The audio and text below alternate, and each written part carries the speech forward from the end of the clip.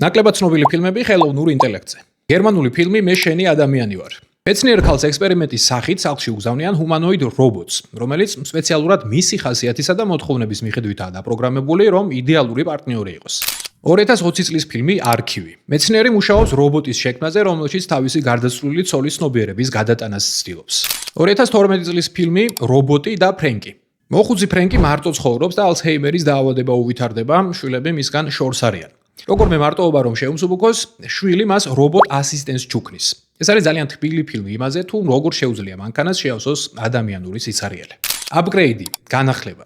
ავტოავარიის შედეგად პარალიზებულ მთავარ გმირს ექსპერიმენტულ AI იმპლანტს უდგამენ, რის შემდეგაც ის სიარულს შეძლებს. თუმცა აღმოჩნდება, რომ ჩიპს საკუთარი გეგმები აქვს. The Final Cut, საბოლოო მონტაჟი. აქ ადამიანებს თავში აქვთ ჩიპი, რომელიც მთელმაც ცხოვრებას იწერს. რობინ უილიამსის პერსონაჟი არის მემონტაჟე, რომელიც ადამიანის სიკვდილის შემდეგ ამ ჩანაწერებიდან საუკეთესო მომენტებს არჩევს დასაკრძალი ცერემონიისთვის.